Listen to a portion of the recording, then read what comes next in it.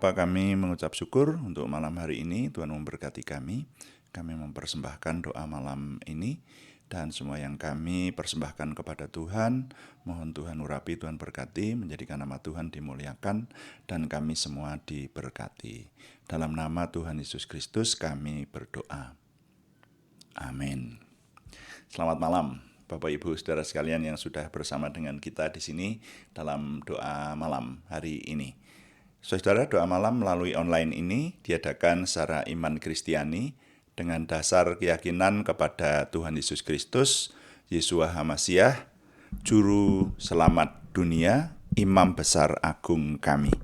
Dan firman Tuhan yang didokumentasikan dalam kitab suci Perjanjian Lama serta Perjanjian Baru menjadi pegangan kami, menjadi pegangan kita sekalian. Saudara, doa malam ditujukan untuk menjawab pertanyaan. Karena itu kalau ada pertanyaan rohani yang ingin supaya kami menjawabnya, silakan dikirimkan kepada kami dan nanti akan kita bahas menjadi tema-tema dalam doa malam kita. Nah, untuk kali ini kami masih ingin melanjutkan meneliti tentang saksi-saksi iman ya. Jadi di Ibrani pasal 11 itu disebutkan beberapa nama tentang saksi-saksi iman. Ini penting untuk kita cermati. Dan sekarang sampai kepada tokoh Musa. Coba kita baca dulu Ibrani pasal 11 pada ayat yang ke-23 mulai. Saya baca untuk kita sekalian. Nah, judul renungan pada malam hari ini adalah iman yang membelah laut, saudara ya. Iman yang membelah laut. Ibrani pasal 11 ayat 23. Karena iman, maka Musa setelah ia lahir disembunyikan selama 3 bulan oleh orang tuanya. Karena mereka melihat bahwa anak itu elok rupanya dan mereka tidak takut akan perintah raja. Karena iman, maka Musa setelah dewasa menolak disebut anak putri Firaun. Karena ia lebih suka menderita sengsara dengan umat Allah daripada untuk sementara menikmati kesenangan dari dosa. Ia menganggap penghinaan karena Kristus sebagai kekayaan yang lebih besar daripada semua harta Mesir, sebab pandangannya ia arahkan kepada upah. Karena iman, maka ia telah meninggalkan Mesir dengan tidak takut akan murka raja. Ia bertahan sama seperti ia melihat apa yang tidak kelihatan. Karena iman, maka ia mengadakan Paskah dan pemercikan darah, supaya pembinasa anak-anak sulung jangan menyentuh mereka. Karena iman, maka mereka telah melintasi Laut Merah, sama seperti melintasi tanah kering. Sedangkan orang-orang Mesir tenggelam ketika mereka mencobanya juga. Nah, sampai di situ pembacaan saya, saudara-saudara sekalian, iman yang membelah laut. Nah, jadi kalau kita belajar dari Musa, seperti yang disebutkan dalam kitab Ibrani ini,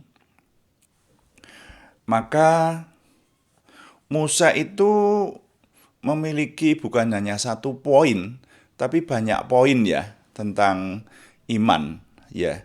Jadi mulai dari lahirnya Musa itu sudah disertai dengan mukjizat. Jadi kita ingat ya, pada waktu itu di tanah Mesir, ketika umat pilihan Tuhan ada di tanah perbudakan, sering disebut begitu. Mesir itu sering disebut tanah perbudakan, karena umat pilihan Tuhan jadi budak. Benar-benar jadi budak dan ditindas. Karena Raja Firaun memerintahkan setiap bayi laki-laki dari keturunan Yakub, dari umat pilihan Tuhan, harus dibunuh. Dan itu perintah itu disampaikan kepada para dukun bayi. Wah, ini luar biasa. Maka ketika orang tuanya Musa melahirkan Musa yang adalah laki-laki, maka mereka kemudian kebingungan. Dan apa yang terjadi? Musa disembunyikan. Ia dibuatkan peti sedemikian rupa, lalu disembunyikan di tepi sungai Nil, di sebuah rerimbunan rerumputan rupanya seperti itu.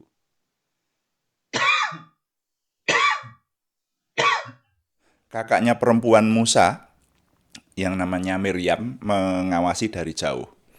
Lalu tiba-tiba datanglah rombongan putri Firaun mau mandi di sungai Mesir rupanya. Wah, kakaknya Musa yang namanya Miriam sudah berdebar-debar. Bagaimana kalau bayi itu ketahuan? Dan sungguh ternyata bayi itu ketahuan oleh putri Firaun. Nah, kalau ketahuan putri Firaun kan berarti ketahuan musuh, karena Firaun memerintahkan supaya setiap bayi laki-laki dibunuh. Tapi ternyata malah enggak. Putri Firaun itu mengangkat anak itu menjadi anak angkatnya. Mau dibawa pulang, dan ketika mau dibawa pulang, Miriam mendekati rupanya dan menyembah dan mengatakan bahwa kalau Tuan Putri benar-benar mau mengangkat bayi ini menjadi anaknya, maka bayi ini masih menyusu. Saya bisa mencarikan seorang wanita yang bisa menyusui. Lalu Putri Firaun setuju, ya sudah carikan seorang wanita yang bisa menyusui. Lalu dipanggillah ibunya, ibu kandung Musa. Nah ini kan mujizat ya. Jadi ibu kandung Musa kemudian merawat Musa yang anaknya diangkat. Anak angkat oleh Putri Firaun. Jadi yang merawat ibunya sendiri. Maka ketika dia sudah besar, Musa ini menjadi keluarga kerajaan. Seperti itu loh saudara.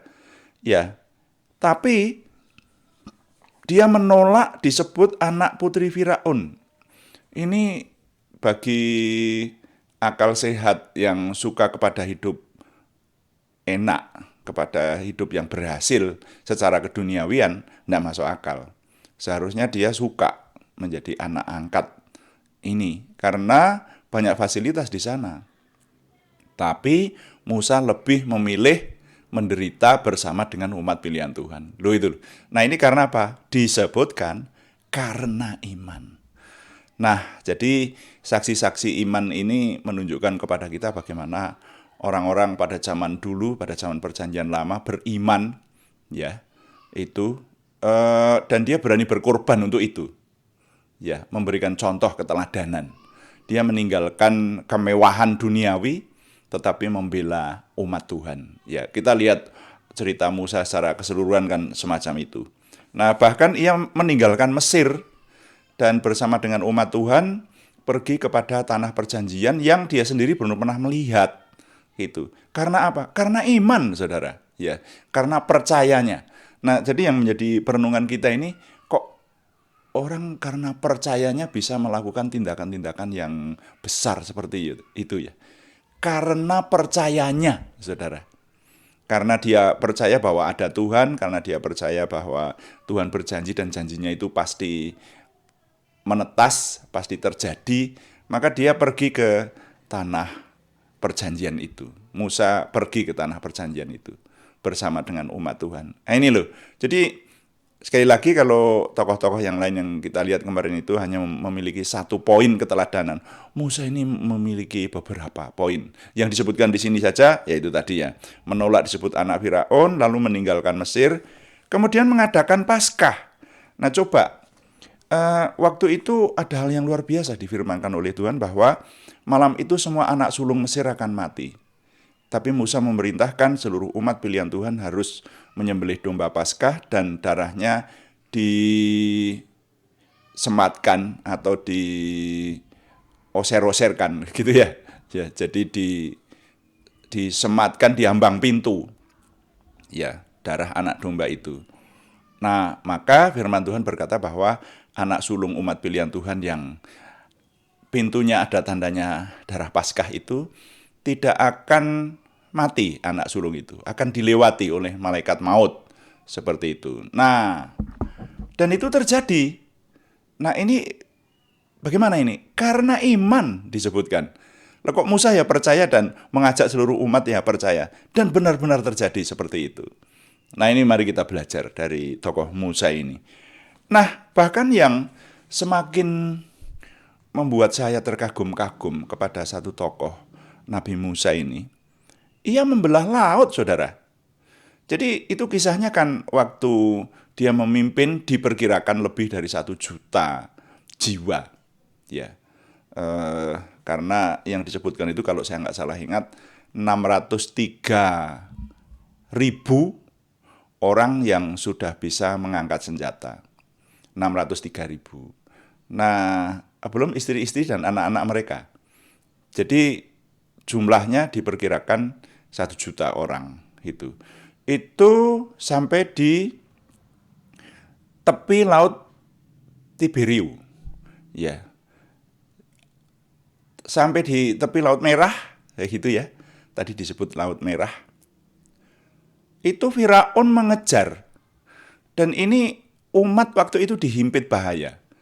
Kalau ke depan dia mencebur ke laut, tapi kalau diam saja, orang Mesir mengejar dan akan memperbudak mereka atau bahkan mungkin membunuh dari mereka. Ya, beberapa dari mereka ataupun menyiksa mereka seperti itu. Ini kan saat-saat yang kritis.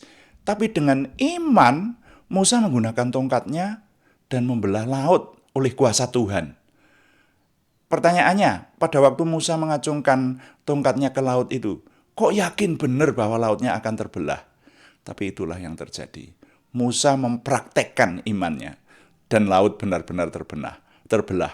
Wah, kalau ini berkali-kali saya renungkan, saya kagum dengan tokoh Musa ini. Walaupun orang sudah diberi janji oleh Tuhan, tapi kalau melakukan seperti yang Musa lakukan itu perlu keberanian, saudara. Perlu keberanian. Nah, kenapa poin-poin penting yang kita renungkan dari kehidupan Musa ini terjadi kepada Musa?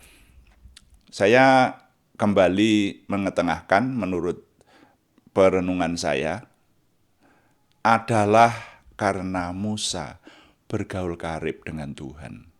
Dikisahkan Musa itu orang dekatnya Tuhan itu ya. Wah, sehari-harian dia ada di kemah pertemuan untuk menyembah Tuhan, untuk menghadap Tuhan, seperti itu. Nah, jadi saudara-saudara, kunci dari semua yang terjadi kepada Musa dan imannya yang menjadi kenyataan, itu karena dia bergaul karib dengan Tuhan. Nah, oleh karena itu ini yang menjadi nilai buat kita merenungkan tokoh Musa ini. Kembali lagi ini sebetulnya sudah berkali-kali disampaikan, tetapi banyak orang belum bisa melakukan dengan sempurna. Ya, bergaul karib dengan Tuhan. Ya, nah bergaul karib dengan Tuhan, salah satu usaha kita adalah ya ini mencermati firman Tuhan, berdoa kepada Tuhan. Salah satu usaha kita adalah melalui doa-doa ini, ya melalui perenungan akan firman Tuhan ini, baik pagi maupun malam itu saudara ya. Sehingga kita terjaga, kita bergaul karib dengan Tuhan. Bagi saudara yang sungguh-sungguh mengikuti, sungguh-sungguh menghayati dan menghidupi, maka kita bergaul karib dengan Tuhan.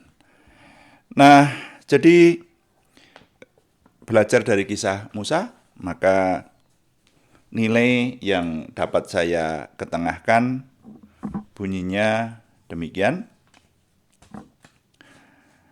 Semakin orang bergaul karib dengan Tuhan, maka imannya semakin bertumbuh menjadi teguh. Gitu. Ya. Jadi semakin orang bergaul karib dengan Tuhan, maka imannya semakin bertumbuh menjadi teguh. Tuhan dipuji. Amin. Mari saudara, kita mengakhiri doa malam ini dengan doa sesuai yang Tuhan firmankan kepada kita. Tuhan, berkatilah kami dengan berlimpah-limpah. Perbuatlah sesuatu yang besar dalam hidup kami, dan itu jelas berasal daripada-Mu. Tambahkanlah pengaruh dan kesempatan kami bagi-Mu. Berikanlah kami suatu perasaan akan hadirat-Mu dan petunjuk-Mu senantiasa. Jagai dan lindungilah kami, supaya tidak jatuh dalam perangkap setan. Dalam nama Tuhan Yesus Kristus kami berdoa. Amin. Demikian doa malam hari ini, saudara-saudara sekalian. kembali kami memberitahukan bahwa doa malam dilaksanakan setiap hari Senin sampai Sabtu, setiap jam 6 atau jam 18 waktu Indonesia Barat. Dan juga ada doa pagi hari-hari yang sama setiap hari mulai jam 5 pagi ya sampai selesai. Hanya temanya berbeda. Yang doa pagi itu meneliti seluruh isi kitab suci sambil merenungkannya.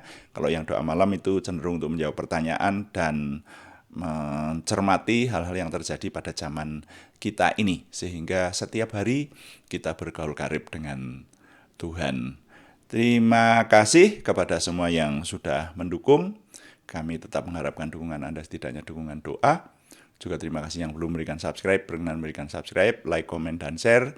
Bagikan kepada teman-teman lain, sehingga lebih banyak lagi yang diberkati bersama dengan kita. Selamat malam, Tuhan memberkati. Amin.